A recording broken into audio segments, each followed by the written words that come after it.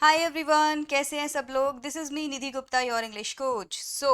तैयारी चल रही है बोर्ड एग्जाम्स की, राइट। आप लोग के एग्जाम होंगे फेब में, तो आपको करनी है अपने एग्जाम्स की तैयारी। तो देखो, इंग्लिश के बारे में मैं आप लोग को जितनी डिटेल्स हो सके वो सारी डिटेल्स एक एक करके दे रही हूँ। और आज के वीडियो में मैं आप लोगों को बताने वाली हूँ mistakes that you make in your English exam. तो जितनी भी बार मैंने बोर्ड एग्जाम्स की कॉपीज को चेक किया है, मैंने नोटिस की है कि कुछ रेपिटेटिव मिस्टेक्स होती हैं जो बच्चे करते हैं। मतलब आप लोग रिपीट मिस्टेक्स करते जाते हैं और जो आपके मार्क्स डिडक्ट करता है एग्जाम में, राइट। तो ऐसी ही कुछ पॉइंट्स मैं आप लोग के साथ में आज डिस्कस करने वाली हूँ। मेनली 5 पॉइंट्स ऐसे मैं आप लोग के साथ में आज डिस्कस करूंगी जो मैं नोटिस करती हूँ कि बच्चे मिस्टेक करते हैं अपने इंग्लिश के एग्जाम में। इन मिस्टेक्स को आपको क्या करना है, डेफिनेटली नहीं करना है। बहुत छोटा सा वीडियो होने वाला है लेकिन बहुत ज़्यादा यूजफुल आपके लिए होने वाला है, क्योंकि अगर आपने इन पॉइंट्स को ध्यान रखा अपने एग्जाम में, सो डेफिनेटली आप एक टॉपर बन सकते हैं, अच्छे मार्क्स अपने एग्जाम में लेके आ सकते हैं। ठीक है, so let's start with number 1 point. So जो मैंने नोटिस किया है बच्चों के एग्जाम की नोटबुक्स में, कॉपीज में बेसिकली, वो मैंने नोटिस किया है कि बच्चे वर्ड लिमिट का बिल्कुल ध्यान नहीं देते हैं। जो भी क्वेश्चन आपके एग्जाम में दिया जाता है बच्चों, चाहे वो लेटर राइटिंग हो, चाहे वो पैराग्राफ राइटिंग हो, चाहे वो शॉर्ट क्वेश्चन हो, चाहे वो लॉन्ग क्वेश्चन हो, वहाँ पे एक वर्ड लिमिट दी जाती है। जैसे मान लीजिए आपको बोला जाएगा 100 से लेके 120 वर्ड्स में ही पैराग्राफ को लिखें। लेटर का आएगा तो आएगा 120 से 150 तक का ही लिखें। ऐसे करके आपको हमेशा वर्ड लिमिट होती है और ये क्वेश्चन में ही दी होती है। आपको उसको ध्यान से देखना है और उसी वर्ड लिमिट को फॉलो करना है। अगर आप अपनी वर्ड लिमिट बढ़ा देते हैं ना, तो देखो दो प्रॉब्लम्स होती हैं। आप नोटिस करो, दो प्रॉब्लम्स होंगी। प्रॉब्लम नंबर 1, एक तो आपने वर्ड लिमिट बढ़ाई है तो टीचर डेफिनेटली आपके मार्क्स डिडक्ट करेगी। ठीक है, क्योंकि आपको वर्ड लिमिट दी गई है तो आपको उसी वर्ड लिमिट में लिखना है। पॉइंट नंबर 2, आप अपना टाइम वेस्ट करते हैं। ऑलरेडी हमारा जो एग्ज़ाम है इंग्लिश का इतना बड़ा होता है, इतना सारा हमको लिखना होता है, ग्रामर के क्वेश्चंस में हमें सोचना होता है, तो ये सारी चीज़ें पॉसिबल नहीं है अगर आप वर्ड्स को एक्स्ट्रा लिखते जाएंगे तो आपका टाइम भी बेकार होता है, वेस्ट होता है और आपके मार्क्स भी डिडक्ट होते हैं। तो प्लीज़ मेक श्योर कि जो भी क्वेश्चन, जितना भी मार्क्स आपको दिया जाता है, आप उतने ही वर्ड लिमिट में कोशिश करो कि इस मार्क्स को आप ऑब्टेन कर सको। सो बेसिकली वर्ड लिमिट पे आपको बहुत ज़्यादा फोकस करना है। ठीक है। Number 2, format of writing section. मैं आप लोगों को कैसे समझाऊं। हर फॉर्मेट का एक नंबर होता ही होता है, चाहे वो लेटर राइटिंग हो, चाहे वो पैराग्राफ राइटिंग हो, नोटिस राइटिंग हो, कुछ भी राइटिंग सेक्शन आपके एग्जाम में आ रहा है, फॉर्मेट का एक नंबर होता है और आप लोग इस फॉर्मेट को नहीं सीरियसली लेते। मतलब सोचो, कोई टीचर आपकी नोटबुक चेक कर रही है, ठीक है, आपकी आंसर शीट को चेक कर रही है और वहां पे आपने क्या किया है, लेटर लिखते टाइम सेंडर्स एड्रेस लिखा ही नहीं है, पहले डेट लिख दी है या रिसीवर्स एड्रेस पहले लिख दिया है। मतलब कैसे कैसे ब्लंडर मैं बोलूँगी आप लोग करते हैं अपने एग्जाम में, जो कि टीचर नोटिस करते ही पूरा आंसर ही आपका कट कर देती है कि इसको फॉर्मेट ही नहीं पता तो ये आगे क्या ही लिखेगा बच्चा। और फॉर्मेट एक ऐसी चीज़ है जो आप ना बहुत अच्छे से इंप्रेस कर सकते हैं टीचर को। नीट एंड क्लीन ऑर्गेनाइज्ड वे में, अलाइंड वे में अपना फॉर्मेट लिखिए। मान लीजिए आपको नोटिस लिखना है, तरीके से आप बॉक्स बनाइए, है ना, बॉक्स के बीचों बीच अपना टाइटल डालिए, जो भी आपका स्कूल का नाम है, साइड से डेट लिखिए। तरीके से अगर आप इस नोटिस को लिखेंगे, आप समझो आपकी टीचर आपसे बहुत इंप्रेस हो जाएगी, आपको बहुत अच्छे मार्क्स देगी। लेकिन आपने उसको ऐसे ही बिना अलाइन किए कुछ भी लिख दिया, बॉक्स नहीं बनाया, तो बहुत सीरियस इश्यू हो जाता है। तो फॉर्मेट को बच्चों please please please, I request you, seriously लो। एक तो ये आपको नंबर देता है, दूसरा आपका जो आंसर शीट है वो इम्प्रेसिव बनता है। आप टीचर को इम्प्रेस कर सकते हैं राइटिंग सेक्शन के फॉर्मेट से। ठीक है, दो राइटिंग सेक्शन तो सबके एग्जाम में आती है ना, तो आपको ये राइटिंग सेक्शन को बहुत ज़्यादा इंपॉर्टेंस देनी है इसको। ठीक है, तो format of course is very very important, जिसपे बच्चे फोकस नहीं करते हैं। Number 3, very important is spelling. आप लोग की जो स्पेलिंग्स होती हैं आंसर्स में, बच्चे बोलते हैं कि मैम आंसर तो पूरा लिखे हैं, लेटर राइटिंग तो पूरी लिखी है, लेकिन मैम मार्क्स क्यों नहीं दे रही है। 5 नंबर का तो है लेकिन मैम ने तो बस 2.5 ही दिया है। क्यों किया मैम ने ऐसा? मैम ऐसा इसीलिए कर रही हैं क्योंकि आप लोगों को लग रहा है कि आपने स्पेलिंग सही लिखी है, बट वो स्पेलिंग्स आपकी गलत होती हैं। मैं आप लोग को एक चीज़ अच्छे से समझा देती हूँ। पता है, जब मैं बच्ची थी, छोटी थी, 5th 6th में थी, तो मैं आपको बताती हूँ, मुझे लगता था कि रीडिंग टफ होती है लेकिन राइटिंग इजी होती है, ऐसा मुझे लगता था।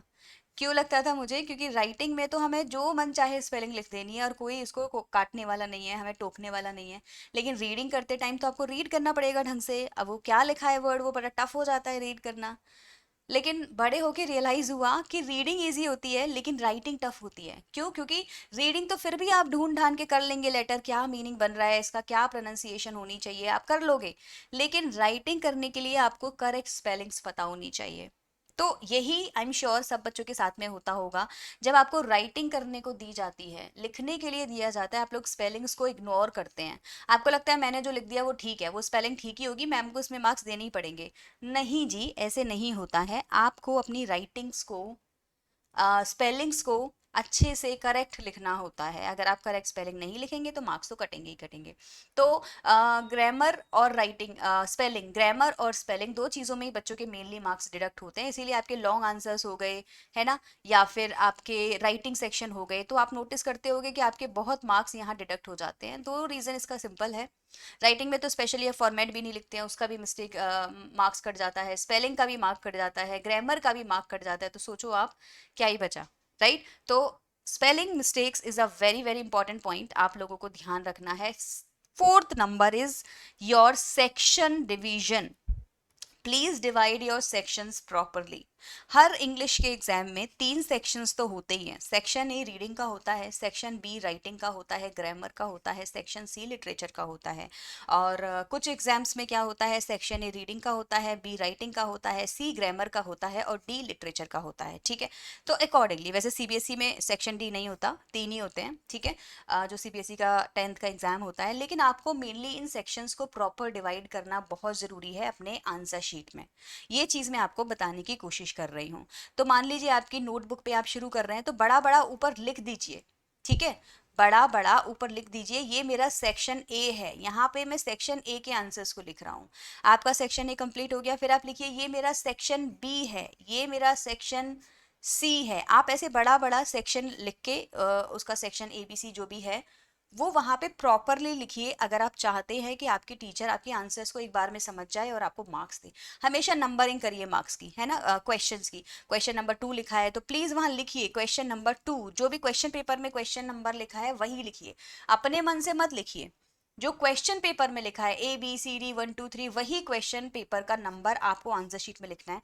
इससे होता क्या है, टीचर के लिए इजी हो जाता है देखना कि अच्छा ये क्वेश्चन नंबर 2 है, क्वेश्चन नंबर 4 है। 3 नहीं किया है बच्चे ने, लेकिन 4 किया है, राइट? तो करेक्ट क्वेश्चन नंबर आपके लिए लिखना बहुत जरूरी होता है। तो सेक्शंस को प्रॉपरली डिवाइड करना, क्वेश्चंस की मार्किंग प्रॉपर करना, नंबर लिखना, क्वेश्चन नंबर बहुत ज्यादा जरूरी होता है आप लोगों के लिए।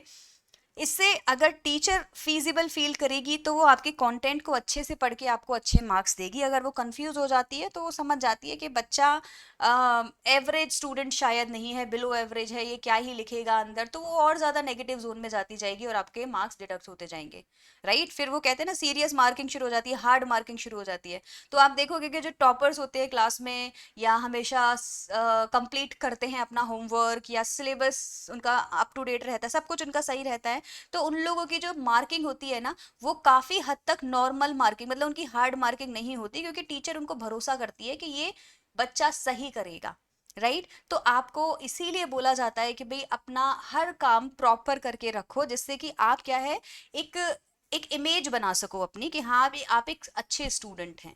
तो यही सेम चीज आपको अपने क्वेश्चन पेपर में करना बहुत जरूरी है। आपका फॉर्मेट अच्छा है, आपने डिवाइड अच्छे से किया है, क्वेश्चन नंबर से अच्छा डाला है, आपने टीचर का ट्रस्ट जीत लिया कि हाँ ये बच्चा रिस्पॉन्सिबल बच्चा है, इसको पता है कि टीचर को ज्यादा कंफ्यूज नहीं करना है, तो ये अच्छा लिखा होगा। फिर वो आपके कंटेंट को अच्छे से पढ़ेगी, सीरियसली पढ़ेगी, राइट? तो ये बहुत इंपॉर्टेंट टिप है आप लोग के लिए, जिसपे आपको फोकस करना है। Number 5, time management. मैंने बहुत सारे बच्चों को नोटिस किया है, वो बिल्कुल टाइम मैनेजमेंट नहीं करके जाते हैं। टाइम मैनेजमेंट के ऊपर वीडियोस मैं आपके लिए लेके आऊंगी एग्जाम टाइम पे, डोंट वरी, कि आपको कैसे, कितने सेक्शन में, कौन से सेक्शन में कितना टाइम डिवाइड करना है।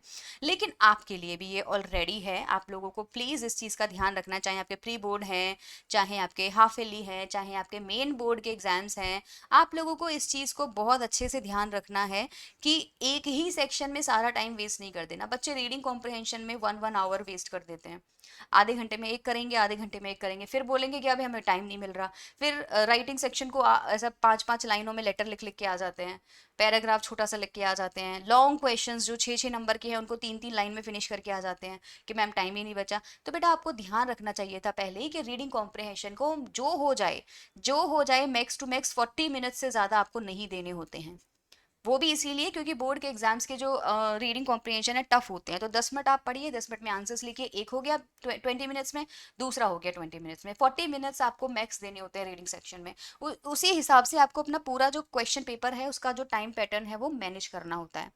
आप लोगों के साथ में इसमें से कौन सी मेजर प्रॉब्लम होती है ये आप लोग मुझे कॉमेंट सेक्शन में बताओ, है ना। सबसे बड़ी प्रॉब्लम आप लोगों के साथ में कौन सी होती है इन 5 पॉइंट्स में से जो मैंने आपको बताए हैं, चाहे वो टाइम मैनेजमेंट हो, चाहे सेक्शन डिवीजन हो, जो आपने मिस्टेक की है पास्ट में और आप उसका ध्यान रखेंगे, ये आपको मुझे बताना है कमेंट सेक्शन में, राइट, कि किस चीज़ का आपको मेनली ध्यान रखना है। और हाँ मैम ये मिस्टेक्स मैंने की हैं, जल्दी से मुझे एक या दो जो भी आपको लगता है पॉइंट्स चूज़ करके कमेंट सेक्शन में बताना।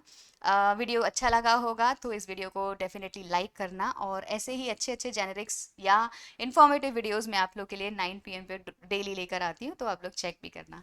चलो भाई, bye everyone, this is me Nidhi Gupta, your English coach. मैं मिलूंगी आपसे फिर से मंडे को। Take care.